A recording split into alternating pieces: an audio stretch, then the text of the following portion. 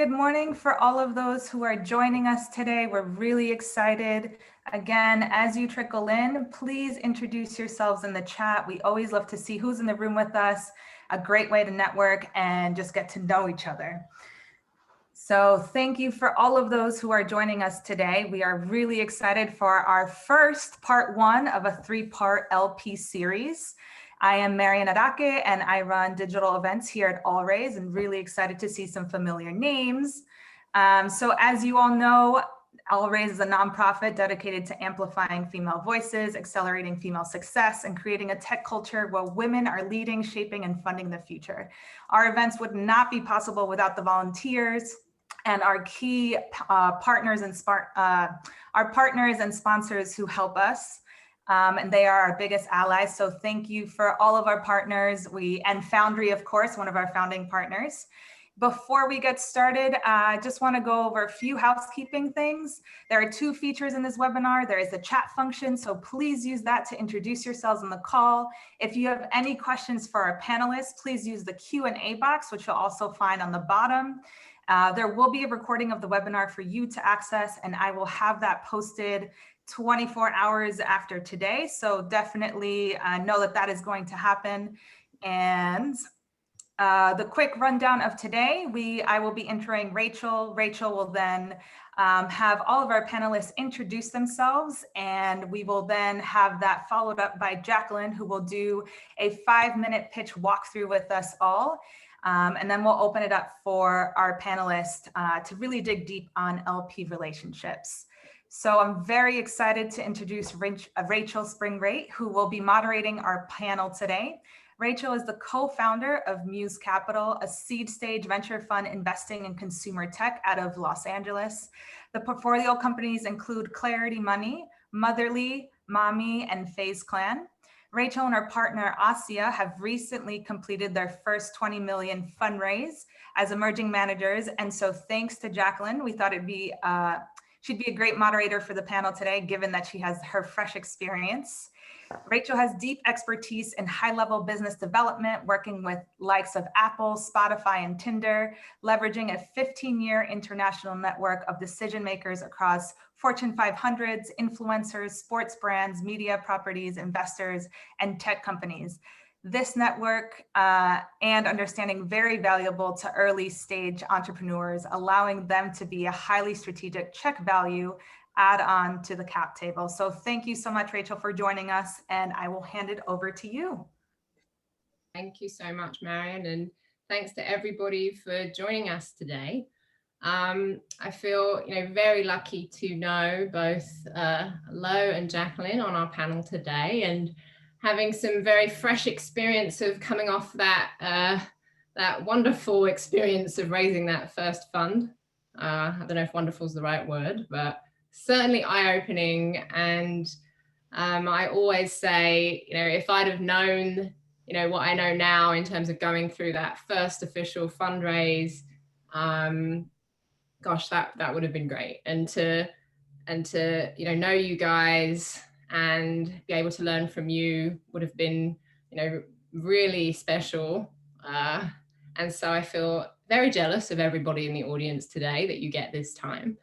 And so just to start, I'd love for each of you to just introduce yourselves and talk a little bit more about, your organizations, and we can go from there.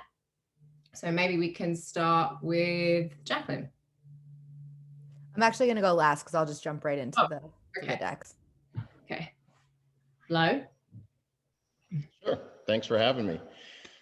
Lo Toney, the founding managing partner of Plexo Capital. We are an institutional investor allocating capital globally throughout the startup ecosystem. We invest both in GPs, so we invest as an LP, as well as source deals from our GP network to invest into directly. I was formerly a partner at GV, Google Ventures, where the strategy was born. Incubated it there for about 1.5 years and then spun out on our own in March of 2018. Thanks again for having me. Hey everyone, Graham Pingree with Cendana Capital. We are a seed venture fund of funds. We exclusively invest in sub-$100 million pre-seed and seed funds both here in the US, but also internationally as well, more recently.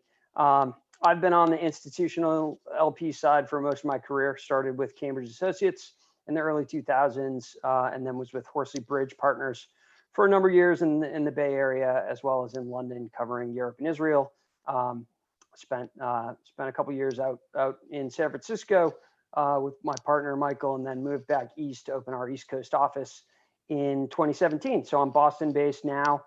Really appreciate the time to chat with you all, and look forward to the discussion. Great. All right.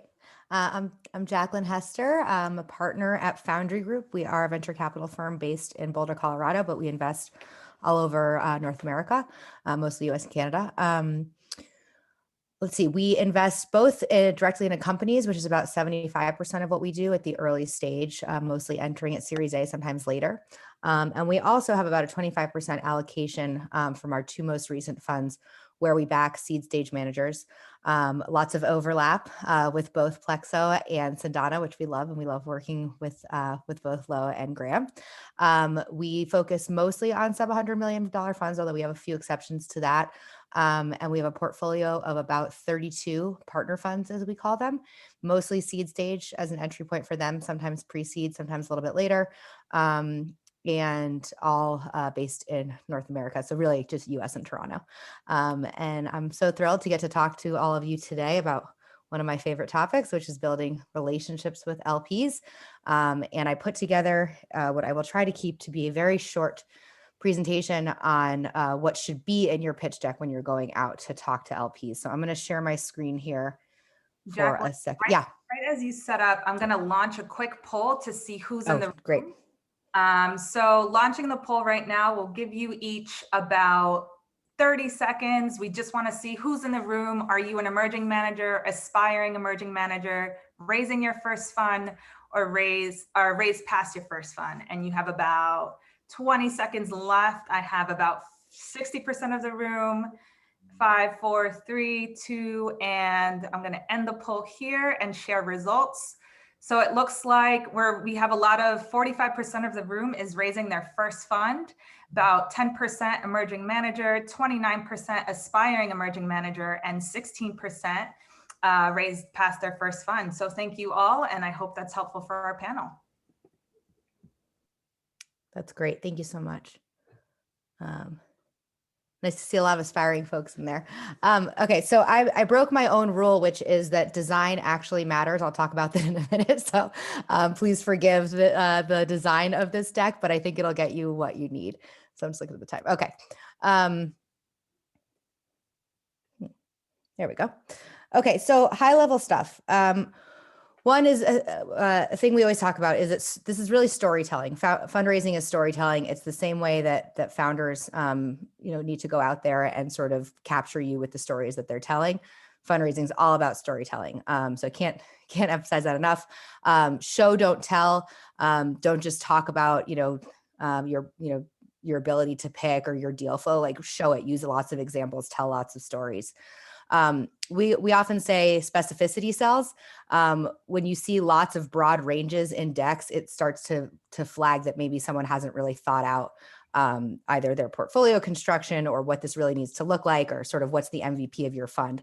So for example, if you have 20 to 40 million as your fund size, as a range that starts there, if you see a lot of that in a deck, it starts to be like, well, have they really thought this through? Do they really know what they're doing? So be specific. You will not be held to what is in your pitch deck. You should try to do what you say you're going to do. But if you say you're going to do 20 deals and you do 22, it's not the end of the world.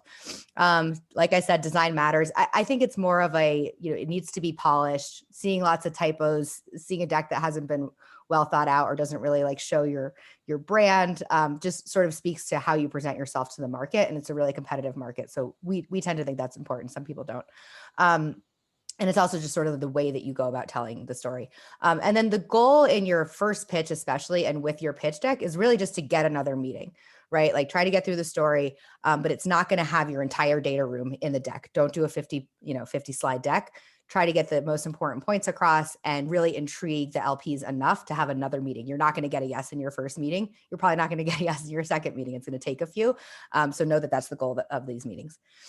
Okay, and the stuff that matters, for our part, and I think for a lot of LPs, it's really all about the people. VCs are middle people. You're taking money from one person and you're giving it to founders, and they're the ones that are really doing the work. And so we especially are really focused on the people, especially for early stage and for the seed market. A couple other things that matter a lot, and these are the things, really, this is what your job is as a VC, and this is what the LPs are trying to ascertain if you're going to be good at. The first is sourcing, where the deals come from. Then you need to pick the deals. Then you need to win the deals that you want to pick.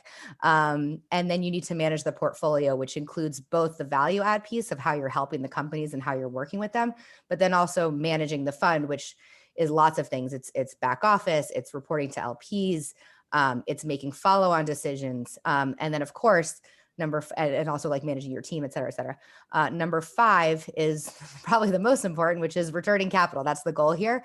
You need to give money back to your LPs, and they hope that there is a multiple on that. So a lot of that is part of getting liquidity and exiting. Okay, so as far as the deck goes, what are the things LPs need to know? I tried to like sort of break this out into the big high level questions. So start with the what. Fund size, stage, and your thesis. I think those are the 3 most important things. I'll talk about portfolio construction in the how section. For my part, it frustrates me when you don't see what the fund size is or who the team is until the way end of the deck, because then you don't have context for what you're actually looking at. Is this even a fit for our strategy? Sort of how does the other stuff play in? And you really need to set the context. So I like to see this stuff early on in the deck. Some people might disagree, but this is how we like to see things. The next piece is sort of the who. I think this is absolutely the most important thing. And again, it often gets buried at the end of the deck. So you're sort of like, well, who's going to be making these investments? The team matters a lot. The team dynamics matter, and the history of the team, whether or not you've invested together, but have you spent time together? Is this just sort of like a match? We think about this a lot, and partnership risk is probably the biggest risk you ever take as an LP. And so it's really important to try to get that across. And there should definitely be a team slide. We used to tell people you have to have a picture together. I think in 2020, that's harder if you don't already have one. You're often pitching together, so you want those dynamics to come across. So talk about the team, talk about your experience, both as individuals and together, and really what the network looks like. This is sort of going into who's executing on this strategy and where are you pulling from. The next piece is the why. And so I think there's 2 aspects to this. Part of it is your why, like why are you doing this? And also like why you, and why this fund and why this strategy. So I think this is often, where founders will talk about the problem that they're solving. It's some version of that. I will say that in firms that are focused on tackling diversity and backing diverse founders, there are usually like 10 too many slides on the fact that underrepresented founders are underfunded. So I think LPs get it by now, and I would encourage you to try to condense these things into a couple of slides and really get to the meat of what you're going to do and not dwell so much on the problem piece. So opportunity, what's the opportunity? What are you going after? Why is this exciting? What's your positioning in the market? And then what's your edge? And I think that's the most important piece that often gets lost and it is hard to portray in decks. How are you differentiated? What is it about you as a team, the brand that you've built, the experience that you have that makes you competitive in this market and gives you some sort of edge to differentiate you from the other, 2,000 micro funds out there and emerging managers. So I'll leave that there. And sorry, also in the why, you might like talk more about your thesis and sort of like where you're playing and what's interesting about it. Where I think is important, some think it's less important, but I think given that we're seeing funds all over the country and it's not so Bay Area focused anymore, what markets are you playing in, and what are the geographies? That's a thing that we certainly like to know. And then lastly, the how, which is probably the most important piece and where you'll spend most of your time. But this is, explain your strategy, the portfolio construction. So this is sort of like, where do you enter? What size check do you write? What's your follow-on strategy? How do you work with companies? Are you leading? Are you co-leading? Are you just participating? How many companies will be in the portfolio? those types of questions. And then obviously at the end, you have this sort of summary of terms slide, which will talk about fund size, your hard cap, your management fee, the carry structure. You usually list out your service providers where you get some credibility. And in talking about, I think, the strategy piece, that's where the case studies usually come up. We often suggest that you try to get a bunch of them on a single slide and sort of talk about the themes of what you're investing in, maybe mention a few companies. And then we tend to see, sometimes there's too many case studies. You may put them in an appendix. You may have your full portfolio in an appendix. There's gonna be lots of follow-up items. Like I said, again, the goal here is to get the next meeting and to get LPs intrigued enough to wanna learn more. So that was a very quick overview. We can dig into any of it if Rachel wants to prompt us, but I just thought it would be helpful to sort of see some of the things that need to be in there. So I'm gonna end my screen share. Oh wait, no, that's not me. This is it. Sorry. Thanks so much. Okay, that's it. Yeah, thanks so much, Jacqueline. I'm just curious if there was anything from Graham or Lo that you would want to add to Jacqueline's presentation there that would be useful for the audience. I mean, I thought it was excellent. She covered most of the key points, and we certainly agree with most of that. The only nuance I'd say is that I think team slides are important so that you have a sense from a deck who is the team, but that's the hardest thing to convey in a slide. So I think you need to have it in there. But really, it's our job as LPs to figure out the team part of it. You're never going to make an investment based on a deck. You're going to need to spend a bunch of time with the team anyway. So I think it's a need to have, but to me, it feels almost like a placeholder at this point because we need to meet you no matter what. Nothing to add. She nailed it. I was taking notes. Awesome. Well, I think, today we have some questions from the audience, but I had a couple that I wanted to ask the panel, given I'm kind of fresh off this experience. So one thing I did learn is that, yes, there is certain things that every LP is looking for, but there's certainly not a one size fits all, and that you all definitely look for different things.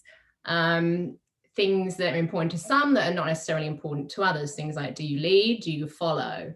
I won't do consumer versus I won't do enterprise. I'm just so curious if you guys could just expand a little bit more on, what each of you do, what you do, what you don't do, just to give the audience a little bit of an understanding of the differences between what you're looking for.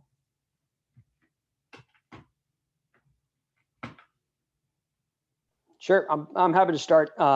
So our fundamental thesis is that small funds outperform. So we're exclusively focused on the small end of the market. We say sub $100 million. The other thing that we care a lot about, we think that investing at the very earliest stages offers the best chance for consistent outperformance. So we want to see all of the entry capital going in at pre-seed or seed.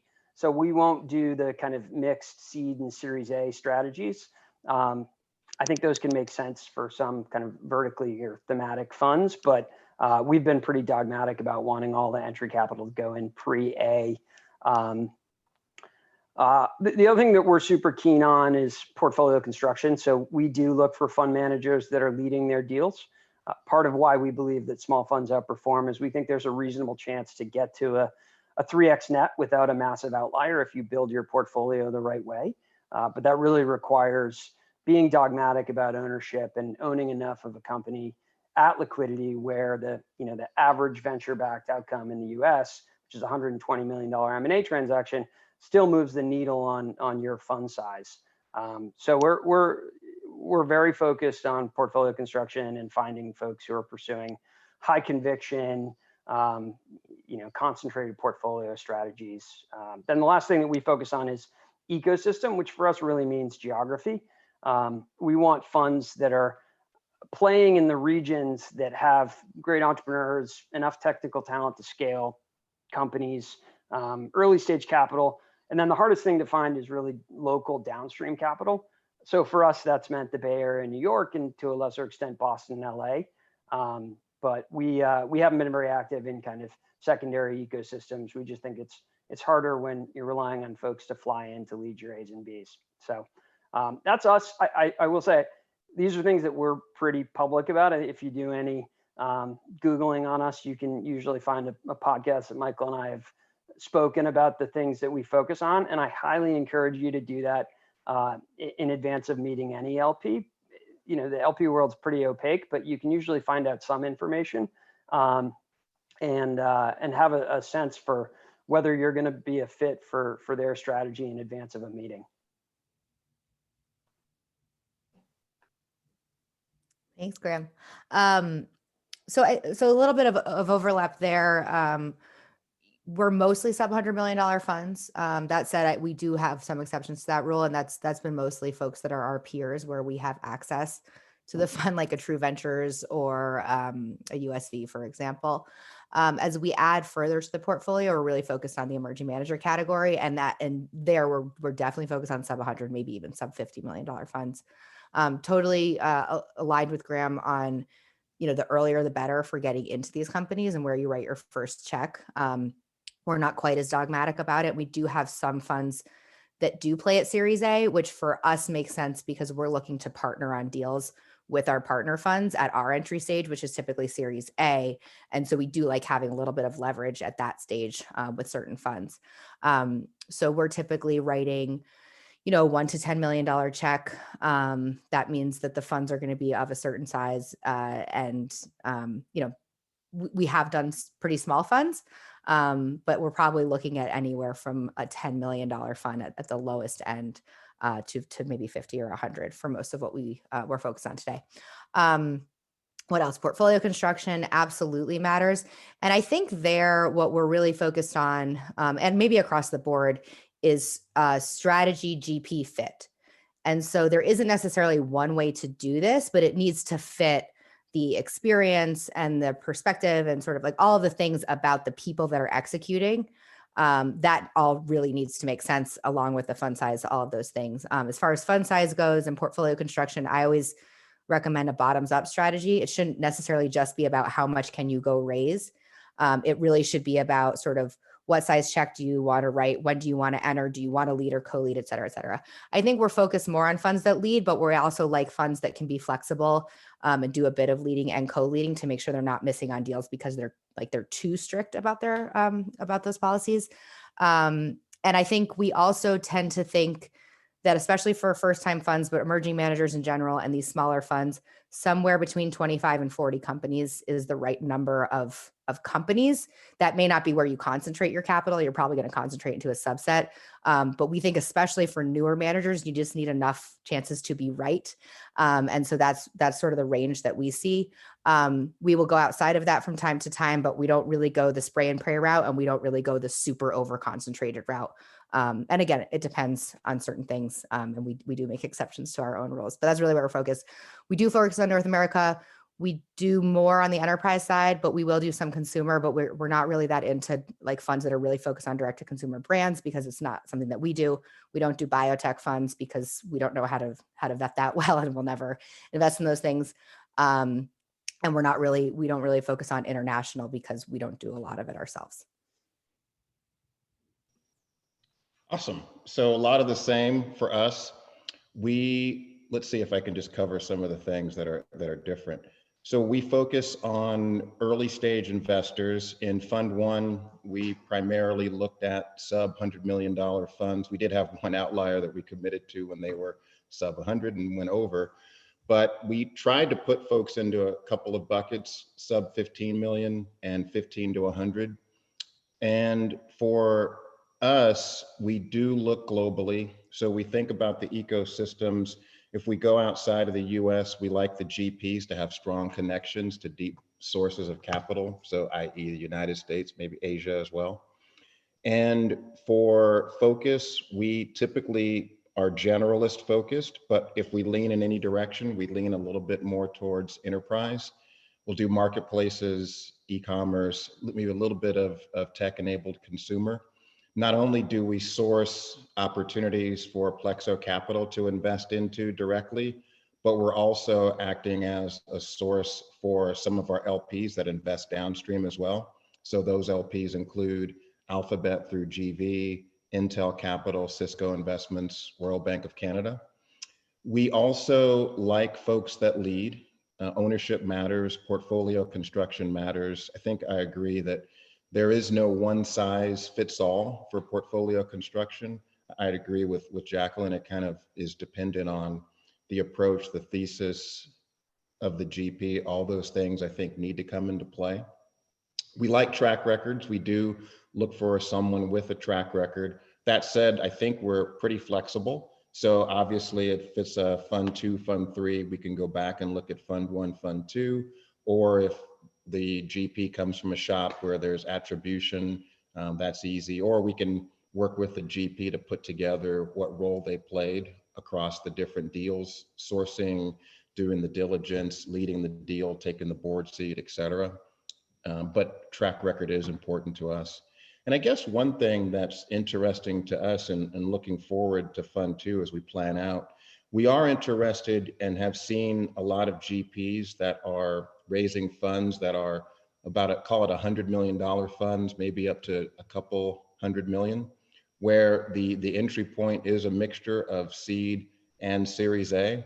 And the reason that's interesting to us is because a lot of what we're doing is based off of just looking at returns on entry points. And so when we look at the data going back to about 1983, the average annual return for entry points in rounds that are less than 20 million is, well, the median's 5.6% annualized, which isn't very interesting given the level of risk. But what everyone's going for are the outliers, like the Ubers, the Facebooks of the world that pull the mean away from the median, kind of giving it that power law shape of distribution. So that's 22% on an annualized basis for those entry points into rounds under 20 million. So we've seen a lot of GPs that are focused in on this classic Series A round that's like a round of 5 to 10 million. So that's pretty interesting. So we're also exploring that piece of the market as well. I think there probably is an opportunity there. A lot of the big multi-stage, multi-billion and AUM shops will tell their LPs they have that end of the market covered. But based on my past experience at GV, it's hard to really get motivated to write a $5 million check when you're looking at so much capital to deploy. So that's us in a nutshell. Awesome. I think something that would be interesting for the audience is, the term emerging manager and a first-time fund manager, right? And what that means. And in the LP landscape, like, do you back those first-time managers? And then you dig a bit deeper and it's like, well, maybe not a first-time manager, a first-time investor, and so there's a lot of, in terms of defining what an emerging manager is, and if you will back them or you won't. In my case, it was, I had to raise, all of my capital from family offices and high net worths from around the world, because I guess I didn't tick certain boxes. And so I think, talking about, your view on what an emerging manager is, will you back a first-time fund manager versus, a first-time investor, and kind of, the differences between your firms in kind of, in how you think about that first fund manager, if that makes sense.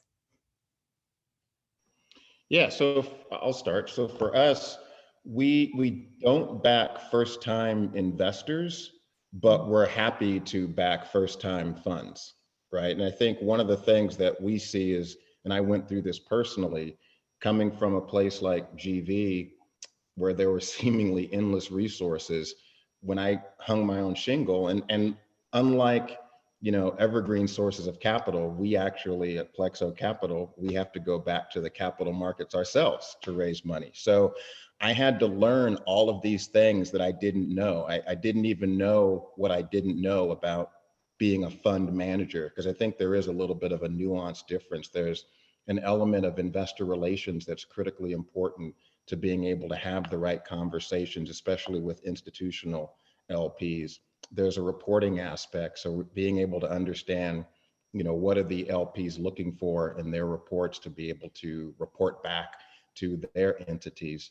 There's the LPA negotiation and that dance, what are the different levers that one can pull to be able to achieve good outcomes on both sides, and then try to have those outcomes match all of the different LPs needs.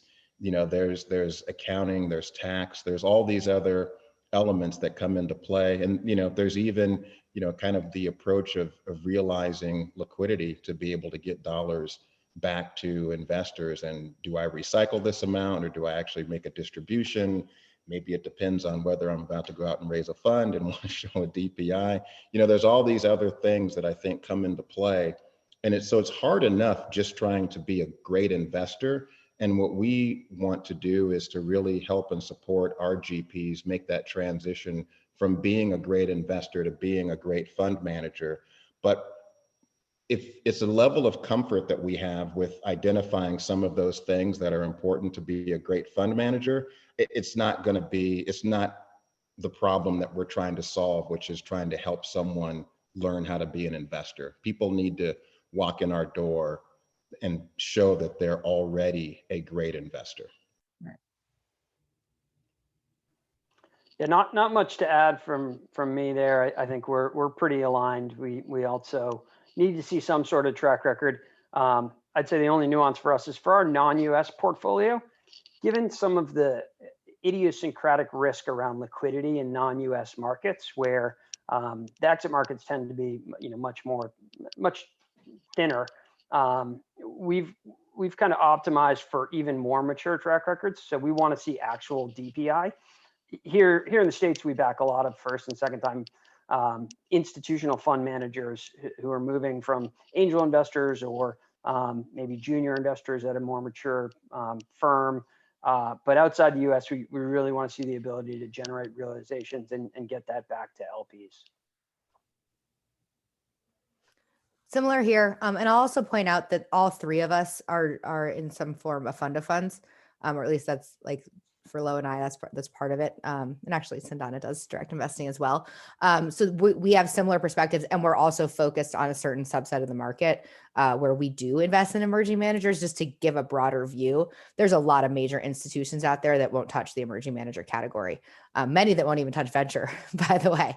And so I think it's just like important to sort of share that perspective. And Rachel, to your point, I think it is pretty typical for a first fund, especially when you're new investors, to get raised from mostly family offices and high net worth individuals, even if you do have a track record.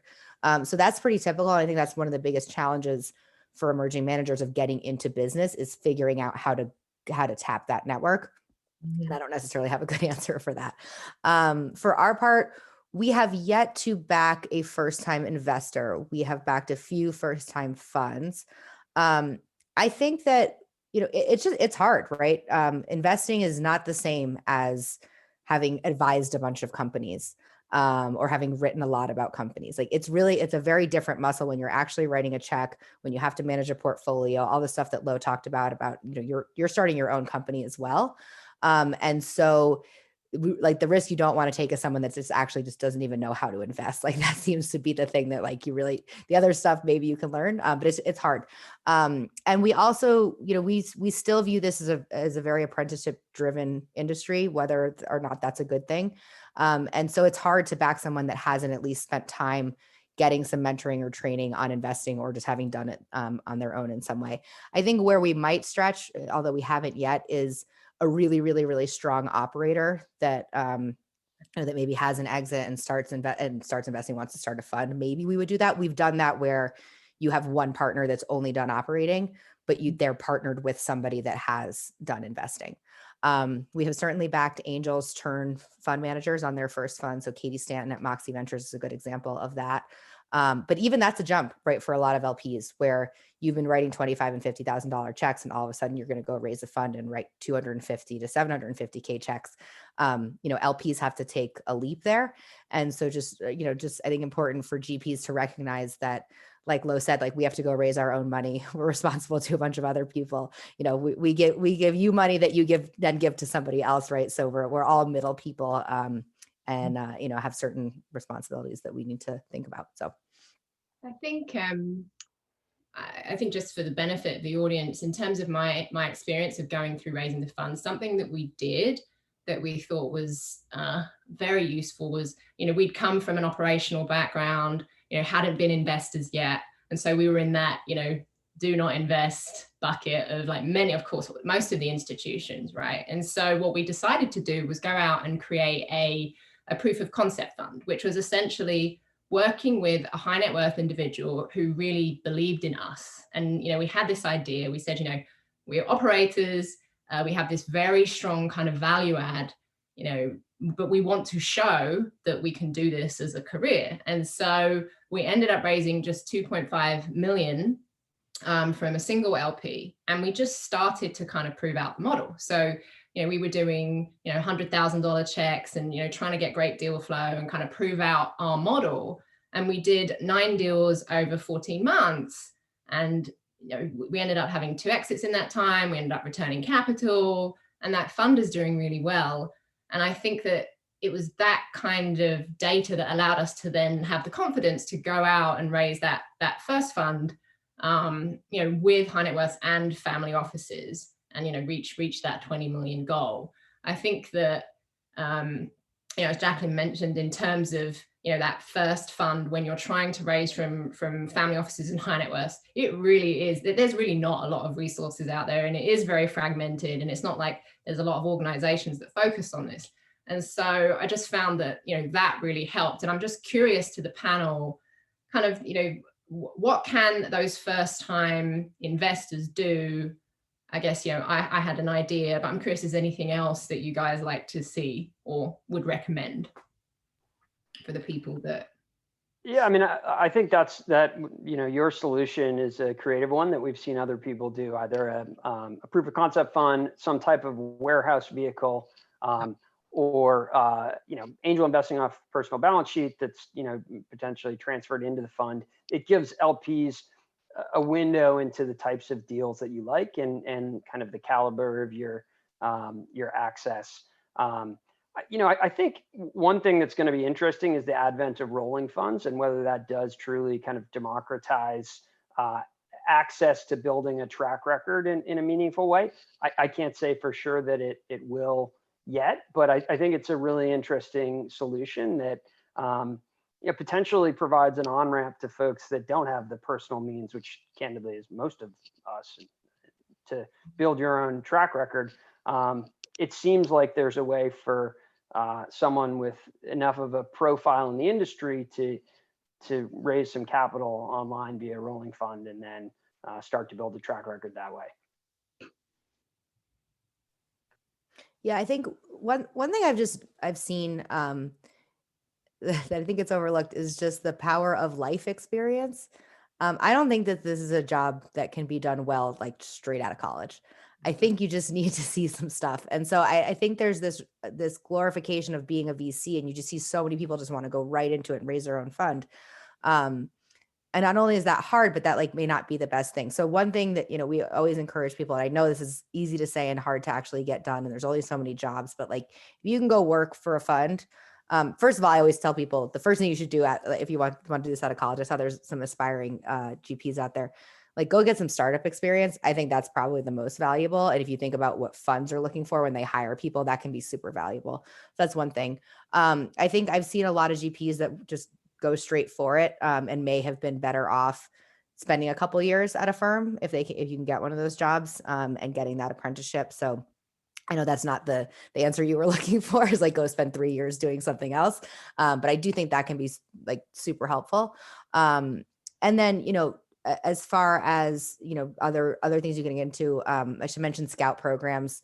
A lot of the big firms have them. Often it's people that are operating will get to write some checks and start to build a track record that way. I'd like to see more of that. To Renata's question in the chat about how do we start getting, more minority investors access to venture. I think one of it is jobs. Part of it is just go work at startups. And then part of it are more scout programs. I was talking to an organization yesterday about how they might be able to, spin something like that up more formally with a bunch of firms. So I think that that's another option. And then just as far as like how to pitch it when you have a limited track record, even if you have one, that's where the storytelling really comes into play, and just like building your narrative and your brand and your messaging around it. It's similar to career switchers, where like you have to tell your story a little bit differently to sort of get people to take the leap and understand that you have a skill set that's applicable to a thing that doesn't look exactly like what you were doing. And I think that that's probably something you'd have to do here. So for example, if you were an operator, either a CEO or you managed a bunch of teams, you had to attract talent over the years. What is the job of a VC? Like a lot of it is attract talent, right? Go find the founders that are going to want to work with you and be able to win your way into the deals and help them. So just a couple of things there. Yeah, the only thing I have to add is, when I think back to the advice that I was given, I think it was good advice. And I'll preface this by saying, I believe there are multiple paths into venture. The path that I particularly like is the one I took, surprise, surprise, because I was told early on when I was in grad school, if you want to be a VC, go and get experience as a product manager functionally, and then get some good P&L experience, ideally be a CEO of a startup. And the rationale was the product manager playbook is very similar to the early stage VC playbook in that, what does a product manager do? They're looking for problems to solve, right? That are big and have a lot of people. Usually it's the approach and process of, okay, I've identified this problem. I believe this is a better way to solve for it. Here is the persona of the individuals that have the problem. How many of them are there? In other words, how big is this market? What's the right way to get to these people? What's our distribution strategy? How much are they going to pay for the product? Like, what are the economics and the margins? And how should it be positioned relative to the direct competitors and the alternatives? So that mindset and framework for product management is really similar to early stage venture capital. The other thing, managing a P&L, that's important, I think, just to kind of understand all of the different functional roles that are involved in a company. And if one is or has been a startup CEO, raised money, I just think that gives, when one becomes a VC, I think it gives the entrepreneur on the other side of the table a signal that, okay, this person is empathetic in that they've actually been in my shoes. They've had to go to a board meeting with maybe a persnickety board member, or, they've had to like struggle to figure out how to raise a round. So all of those things I think come through when trying to really connect with an entrepreneur and really understand it from their perspective. But look, I mean, there's many different ways. I mean, we just started in earnest a scout program for an operator that I've known for quite some time, who just gets exceptional deal flow. I think, operators have a great chance to be great at being VCs, because if they're successful as being entrepreneurs, I mean, the beauty is, God, so many other aspiring entrepreneurs come to them for advice or for introductions. And they're usually, successful entrepreneurs, they're usually very, very guarded in giving those introductions to their VCs or VCs in their network. They end up being, number one, an excellent source of deal flow. But number two, they start to see a lot of deals, and all of a sudden they start to determine, hey, this actually looks like a deal that's worth promoting. So I'm very interested in being able to offer another path, like Jacqueline said, through scout programs. Very cool. I just wanted to ask a question about, the current times that we're in. And I saw that a lot of people in the audience are kind of midway through raising their first fund, and people that have raised their first fund. So I guess two questions more, advice for those that are currently raising during COVID, kind of, what are you guys looking for? In terms of, how they've managed their portfolio, etc. And then also just thoughts on what emerging managers should be, or what managers should be doing right now in terms of, there's this whole, deploy, or there's, hold back, things are a little crazy, like calm down. I'm just curious, advice on the current landscape as an LP. Sure. So bunch of things to consider. On the LP side, I think LPs are exhausted from this year. I think all of us are exhausted from this year. I think we had a bunch of managers come back to market early. If you think about the bigger institutions, who have diversified portfolios, you've got the public markets doing whatever they're doing, a bunch of uncertainty there. If you're an endowment, if you're a foundation, if you're a hospital, you're spending a lot of money this year. And many folks were already feeling like they were allocated to venture. So I think just some understanding of sort of where LPs are at is helpful in approaching this. At this point in the year, it's hard to take on new conversations. I think people are trying to sort of run down things that are in process. So for me personally, I'm sort of pushing myself to punt any new conversations into the next year because it's just like there's just so much going on. I think that LPs are getting used to learning how to invest virtually, but know that that's a very new thing for most people. These are 20-year relationships that you're getting yourselves into, right? This is not, hey, I'm going to be in this round and it's not transactional. It is relationship and partnership building. And so when people sign up to work with you, they want to back you in multiple funds, and just know that that's hard to do virtually. But I think LPs are figuring that out. I bet there's some that just sort of won't do it and might sit out for a little while. I know of one of my GPs that just experienced a long process with an LP, and they got cold feet right at the end and were like, sorry, we can't do it because we haven't met you in person. Which is a shitty thing to do after taking 7 meetings with somebody. So I think just like having empathy around that for the LPs and sort of just what they're going through is a helpful thing. And then as far as the market stuff that you asked about, we haven't encouraged our GPs to sit things out. I think at the beginning, March, April was like, we were mostly triaging our direct portfolio and pushing people to make cuts because of what we thought was going to happen. It sort of didn't. And then the venture market has sort of gone crazy. But we do encourage pacing. We encourage that regardless of the market, and being thoughtful about what you're getting yourself into and where you're buying, and the valuations are nuts. And not throwing that all by the wayside because of what the market looks like, and just the importance of time diversification in a portfolio. So I think there's a lot of, there's so much going on this year. Everyone wants to go. But you really don't want a portfolio that's entirely 2020, right? Or just has a single vintage. And so we're continuing to encourage people to try to slow themselves down a little bit.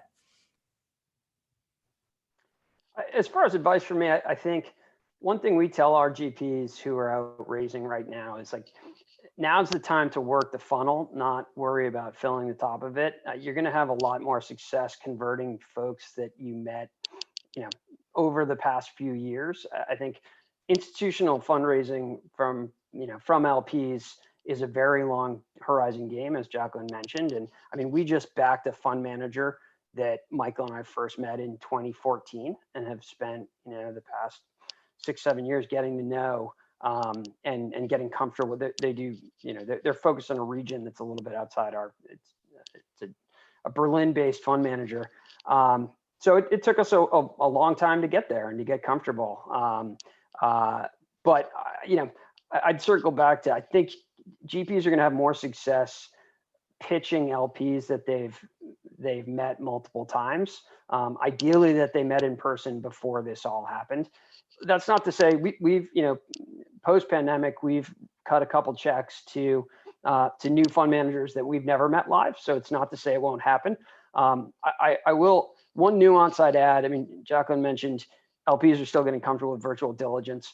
Speaking from our experience, the checks that we have written have all been to solo GPs because I think evaluating partnerships is so much harder over Zoom. Like a big part of what we do is sitting across the table from people and seeing how partners play off each other and what partnership dynamics look like, especially for new teams. And it's just infinitely harder, at least for me, to do over Zoom. Maybe other folks have figured it out better than we have, but it's definitely been a real challenge for us. And the new funds we have backed have been solo GPs. Yeah, I would agree with everything the other panelists have said. It's something that pre-pandemic, we had done 3, maybe 4 direct investments without meeting the entrepreneur. And in fact, I don't think that in two of those, I don't think we have still met the entrepreneur in person.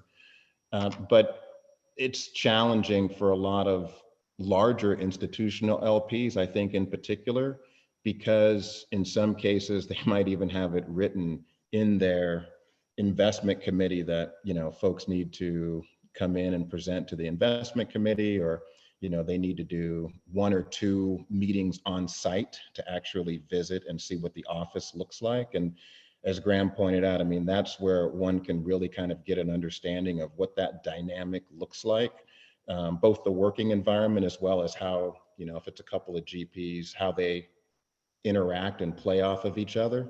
That actually is really important. And it's a little more difficult to pick up on Zoom. I would agree with that. I think the good news is I've spoken to a couple of LPs that are larger, and just anecdotally, it seems like they're moving their process to be able to do end-to-end deals virtually. But I do think that's tough. I do think it's better to just kind of, work the existing pipeline with folks that have where there's already been a relationship that's been established in person. I think, the good news is there are other avenues to be able to open up for prospective LPs. For example, I've seen a lot of GPs invite prospective LPs to their annual meetings. I think that's a great opportunity to be able to market. The logistics piece is completely removed from the equation. So where normally maybe a West Coast GP wouldn't have an opportunity to even entertain sending an invitation to a prospective LP on the East Coast, the prospective LP on the East Coast, who knows, maybe it'll be a much needed break from the daily things that are going on in their life to actually attend an annual meeting. So I think maybe getting a little creative and just kind of thinking about different ways to just engage with LPs, so that once things do open up, at least there's some type of, established common ground set. But other than that, I think everyone hit the nail on the head. Work the existing pipeline. Don't worry so much about trying to fill top of funnel, and just try to get more engaging. I would say, definitely have that CRM bucket in the database that is sending out updates on a periodic basis, maybe quarterly, if prospective LPs have opted in to receive that communication. I think is also a good opportunity. Maybe even, setting a few meetings in advance in next year in 21, anticipating maybe that they'll be able to be taken in person. And if not, it's okay to still do Zooms. Love that. So we've talked about what to put in the deck. We've had a few questions about what's the most annoying thing that GPs do that is just like a real no-no for all of you. I'll start off by just saying, even for us, the three of us, I think our firms are different. We probably operate a little bit differently than some of the other institutional LPs. But that said, it still doesn't mean that if I've only interacted with a GP twice, to send me an email and say, hey, we're closing next week, do you want to fill in the remaining $5 million? That's not going to happen, right? Like Jacqueline said, these are multi-decade relationships. There is no pressure for us to deploy capital, right? So, trying to use that pressure that like maybe an entrepreneur would use in a fast moving deal, that just doesn't work. I think for me, it's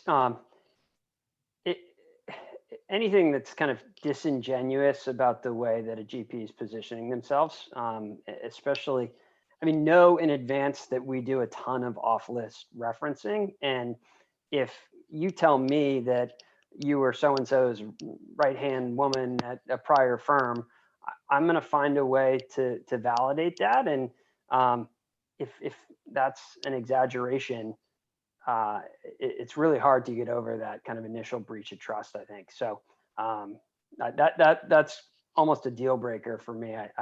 Yeah, everyone's got to sell themselves. So I understand, the nuances there, but it can't be anything kind of dishonest, I think. I'm going to add one thing, but I'm mostly just going to highlight, like, to Lo's point, it's so important. This is not a transaction. This is going to take a while. I've been asked in first meetings, like, will you invest in our fund? I'm like, that's not how this works. So being patient, and to Graham's point, back channel referencing is real. And I think especially for emerging managers, if you're claiming attribution, make sure your previous fund has blessed that. The best thing is if you're spinning out of somewhere, if your prior bosses or partners or whatever back you, that's a huge signal. But like, it is so easy for us to make a few phone calls, and just the way you act in the broader market, right? Like, we all have relationships with a bunch of funds that have been your co-investors that you've worked in the same markets with. And we will call them. So I think those 2 points are awesome. The last thing I would say that annoys me, and I don't know if this happens to you, Graham, is I will pass on a fund, and I usually give good reasons, and then the GP will go to one of my partners and try to pitch them, and sort of go around me, and I find that to be really annoying and just sort of stupid, like as though we're not going to figure it out. So, yeah, a corollary to that is when we pass, and then another LP comes to us and says, hey, so-and-so fund manager told us that you don't have capital to invest right now. So, you weren't able, and again, that just feels dishonest, right? I mean, I understand that there is some rejection with, having us say we're not going to participate in your fund, but, don't be dishonest about the reason. that just reminded me of one thing. A no for this fund is not a no forever. And I think that's really important to remember, especially when you're on fund 1 or 2. There are and I'll give you an example. This is even in the same fund cycle, but we're about to back a fund that we said no to a bunch of times. And they received it so well. And we just sort of kept up with them and saw things evolve and saw the strategy shift over time. I think it was fund 1 that we said no to initially, but we're now likely to come into fund 2. And I've had so many GPs take the rejection way too personally and sort of act like you've broken up with them or something, and not really have an understanding that sometimes people do come and back your later fund, even if they said no to this one. And so just really the long-term play is really important. Awesome. I think we've got time for one more question, Marion. And I think it's definitely important. And it's a question from the audience, which is, in today's environments, how much pressure, if any, are you under to put money to work into funds with minority and or female GPs? Are there relaxed criteria for these teams? So kind of curious how, what that is for each of you at your funds. So we haven't received direct pressure from LPs, but I think that there is just sort of macro pressure. And you heard David Swenson at Yale, their commentary. We'll see if that becomes a real thing or it's just commentary. But I think LPs are starting to pay attention. We're starting to pay attention, even more so on sort of the GPs back and what their portfolios look like. But I think that some of the pressure is also coming from ourselves on, from a business perspective, hey, you're missing a bunch of opportunity. So if you're if you're network driven and your network is not bringing you the right opportunities, then you need to change something about what you're doing. And so I think for us, most of the pressure is self-inflicted. And it's never going to be a mandate. And none of our LPs have said hey, you have to do this and we need to see this percentage by this date. But I think we're all feeling pressure. And I think a lot of it is coming from capturing opportunity, and being, sort of the business focus. I also think there are positive social aspects to backing more diverse managers and bringing more diversity into tech and venture broadly. But for all of us, I think it's very much a business case. Yeah, I mean, I'd echo that. I think that the pressure that's on us is to generate the best possible returns. And I think there are a lot of very compelling cases that GPs with a different profile than the majority of venture capitalists today are going to capture some really unique and differentiated deal flow. To answer the second part of the question, we wouldn't kind of compromise our standards as far as, because we don't have a diversity and inclusion mandate or anything like that. But I think we have found and will continue to find great managers who fit that definition that we think are going to generate outstanding returns.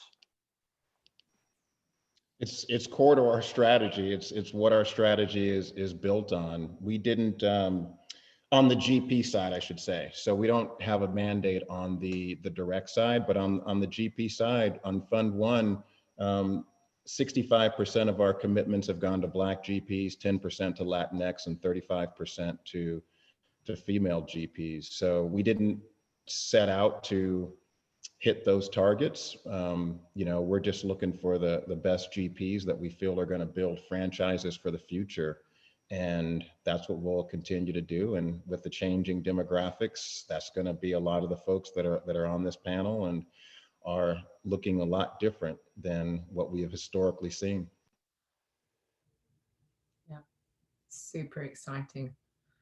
Well, I think we're at time. That was extremely valuable, certainly for me and hopefully for the rest of the audience. So thank you. Yes, thank you for everyone. Thank you, Rachel, Jacqueline, Graham, Lo. I learned a lot, and I'm not an emerging manager yet. We'll see in the near future. But thank you again for your time. It was a pleasure. For everyone else on the call, there will be a survey feedback for you all to fill out. And our next LP series will be around fund operations, as all of you alluded to, very important. And so we encourage you to sign up for that. And thank you so much again for your time. It was a pleasure to learn from you all. Thanks for having us. Thank It's you, great to guys. see you guys. Thanks. Appreciate it. Best of luck. Good luck with the rest of 2020. Yes, enjoy the holidays.